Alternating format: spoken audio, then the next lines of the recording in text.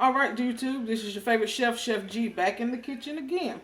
So, today we are going to be making homemade onion rings in our air fryer, and we're going to be making Reubens.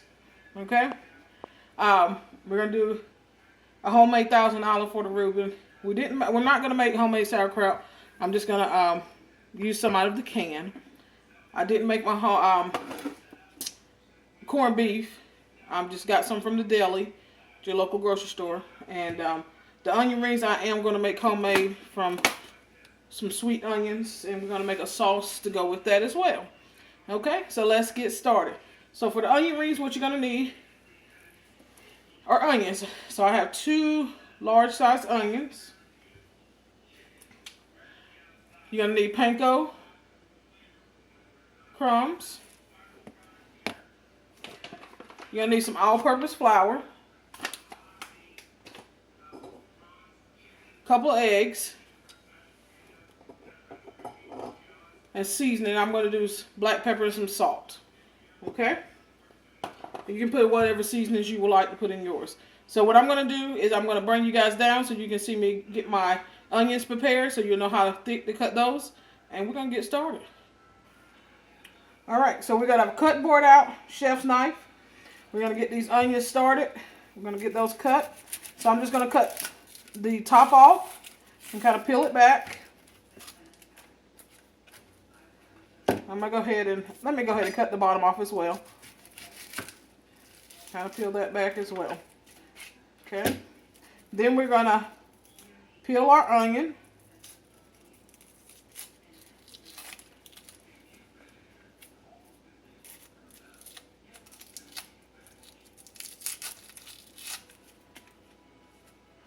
Okay, make sure it's nice and clean. Get your cutting board fairly clean as well.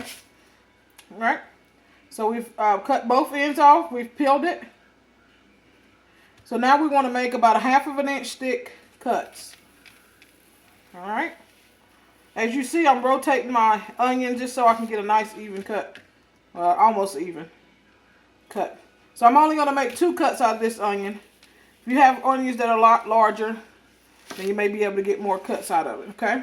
So this is the thickness that we're looking for, okay? So we'll have nice size onion rings.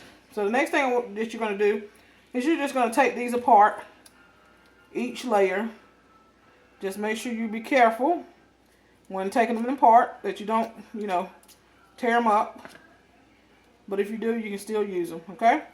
So I'm going to get these pulled apart, and I'll show you the final result before we start the bread. Alright, so onions are pulled apart. It's going to take a few minutes to do them, to make sure you don't break them up. So nice whole onion rings, you can see. I've set up 1/4 cup to a 1/2 cup of flour. I have a 1/4 cup. 2 eggs beaten. I added 2 tablespoons of water to make an egg wash. And in this last pan down here, I have my panko breadcrumbs, in which I'm going to season with a little salt, about 1½ teaspoons, and a little black pepper. Okay, give that a quick mix. Okay, we're going to take the eggs into the flour because these are pretty slick, so you want to dry them, put something dry on them so the egg will stick. Okay, and then we're going to go to the egg. From the egg to the panko breadcrumbs, okay? All right, first one in. And also just try to keep one hand dry, one hand wet. I have a glove on my wet hand that's going to go in the onion. So that's the only hand that's going to be in the egg. Drop it into the egg. All right. I want to do one more coating of flour. And then back in the egg. So flour, egg, back to the flour, then back in the egg, and into our breadcrumbs. So I'm going to continue finishing these up.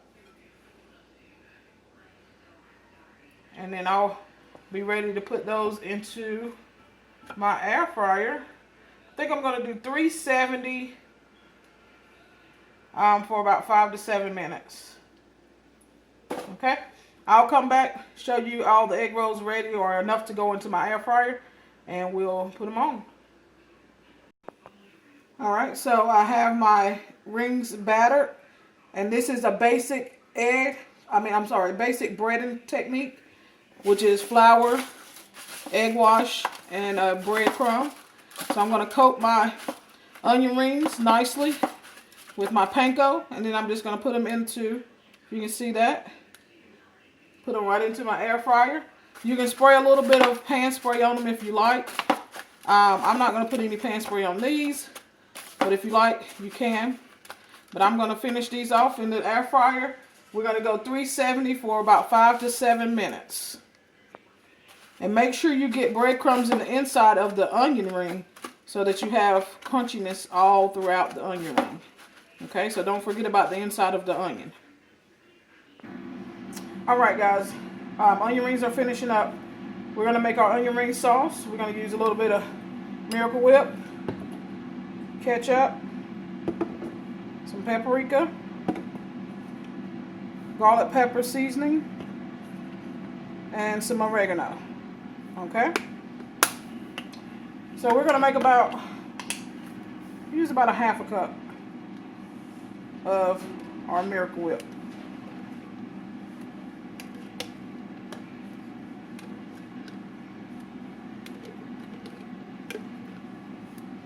Alright.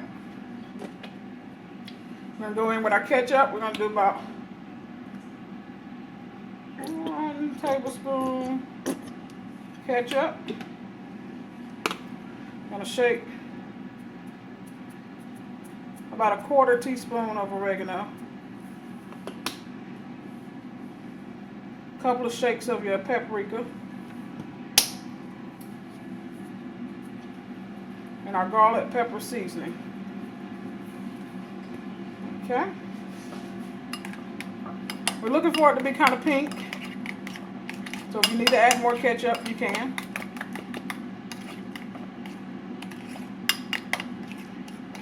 You can add horseradish to this too if you like a little, that taste. I'm not a big fan of horseradish, so I'm not going to add it in here. Add a little bit more of that. A little bit more of this. But if that's something that you like, then by all means, add it in there.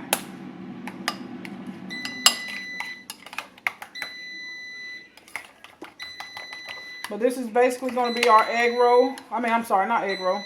onion ring sauce. Okay, and it's for dipping our onion rings in. And there you have it. We'll be right back. We're going to taste it with our onion rings. We're putting our last batch in. Alright guys, these are our onion rings, as you can see. Nice and golden brown. It's what you want. Alright, so we're going to take one of our onion rings. We have it here. Pretty. And we're going to get a little bit of our onion ring sauce. And make sure it tastes good, right? When you make sauces, make sure you taste it with what you're going to, taste it with something. Whether it's like a carrot or a piece of celery. So you know what it tastes like with the product, a food product, okay? So we got a little bit on our onion rings, you guys can see.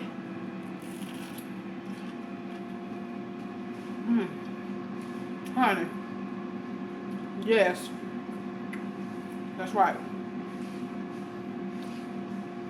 And like I said, if you like horseradish, by all means, add in no horseradish. I'm not a fan of horseradish, so I'm not going to use it. Our last batch is in. We're going to get ourselves ready to make these Reubens. Alright, so we have our ingredients for our Reuben. So we're going to use a marble rye deli bread. I'm going to be using some Swiss cheese. And like I said, I just got some corned beef from the deli. You can use a regular corned beef if you like to make corned beef. But I decided not to make it today. I'm just going to use some deli meat. Okay. We also have a naturally fermented sauerkraut that we're going to add to it. And we're going to make 1,000 olive. Okay. We're going to be using our Miracle Whip again. We're going to be using some sweet relish.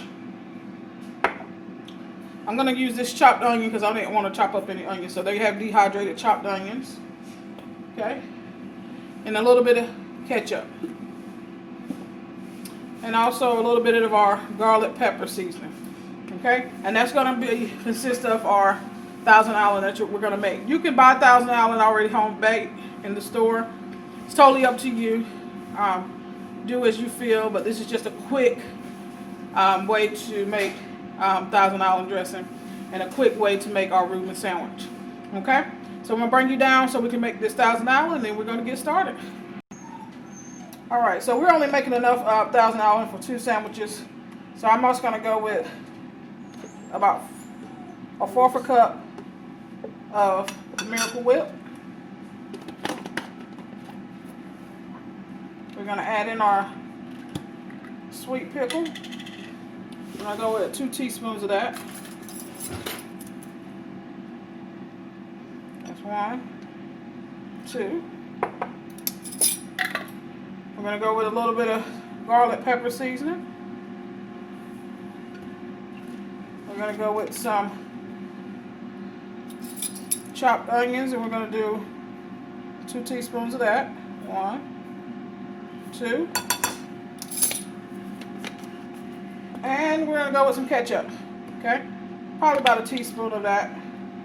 Just enough to give it a little tint. Have it pink, okay? I'm going to give that mixed. Quick mix.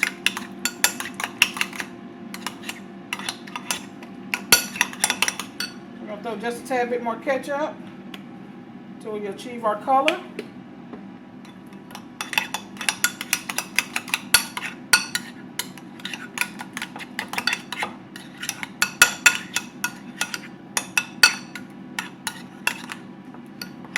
I think we're good. I think that looks good to me, okay? So this is our Thousand Island for our sandwiches.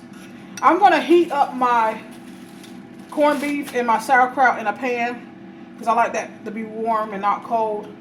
It also aids in helping the cheese melt on the corned beef. And I'm going to put it in my George Foreman to grill it. So my bread will be nice and toasty. All right, we'll be right back. Alright, so we have everything we need for our Reuben sandwich. Our marble rye. We have our Swiss, our corned beef in which we heated just slightly. We have our sauerkraut and our Thousand Island. And I have some butter I'm going to spread on the outside of this so I can get a nice toasted bread when I put it on my George Foreman. So I'm just going to spread a little bit of butter on the outside. Okay. I'm going to take just a little butter. Spread. Just like that. I'm going to turn it over. Do the same thing on that piece of bread. This is 2 different pieces of bread. Okay. I'm going to lay that over there and do this as well. And this is so you can get a nice toast on your bread. You don't have to use a George Foreman to grill your sandwich. You can use a pan, like a saute pan. That works well. If you have a small griddle, flat top griddle, you can do it on that. Okay? So we have our butter layered over our bread. So what we're going to do is build our sandwich now. Okay? So we're going to start with our Thousand Island dressing. And you put it as much as you like on yours. I'm just going to do a thin layer on each one.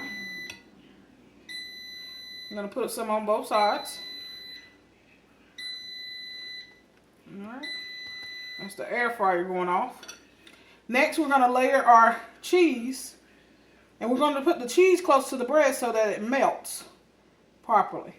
Okay?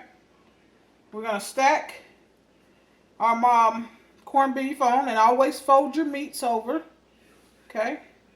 It makes it look for a better presentation. And it also makes it look a little fuller. Okay? So we have 5 slices on there. Okay? If you wanted to add extra cheese, you could. I'm not going to add extra cheese to this one. The next thing we're going to put on is our sauerkraut. Okay. Make sure to get a good quality sauerkraut. Naturally fermented means that there was nothing added to it during the fermentation process that was outside of the natural fermentation of the cabbage. Okay, so I have a nice little layer of our sauerkraut. Okay, and we're gonna go bread on top. It's ready. Give it a little smash, and it's ready to go onto the griddle. I'm gonna build this other one. We're gonna put them on the grill.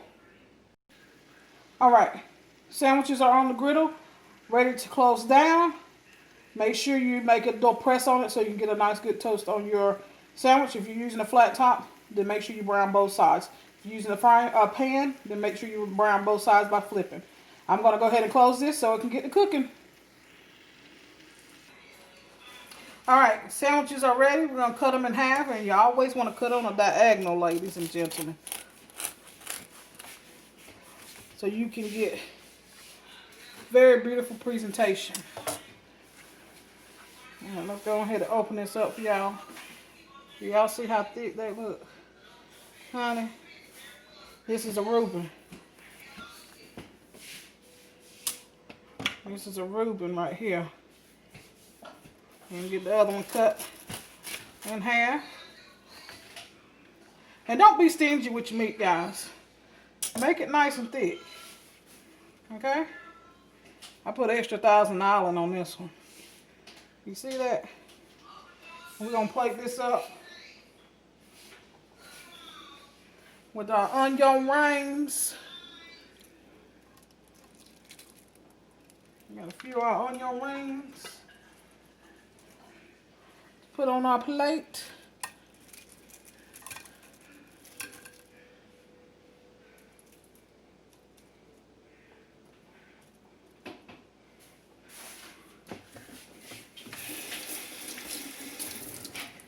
Give my hands a little rinse and bring y'all back up here with me. Okay? Final product, guys. Onion rings and our beautiful Reuben. Okay? Let me see if I can put you a little bit better on my plate so you can see this beautifulness. Let's put some of these onion rings on this side, honey. I want you to see that Reuben. Okay, y'all get in there. Get in that Reuben, okay? So, easy to do. Make sure you make this for your family. Easy lunch recipe that you can do. You can do it with kids as well. All right? Don't forget to like, comment, subscribe to this channel. Hit that bell so you get notifications. Make sure you put all notifications so you can get notifications when I go upload new videos and go live. Chef G is getting out of this kitchen. I'll see y'all in another video. Peace.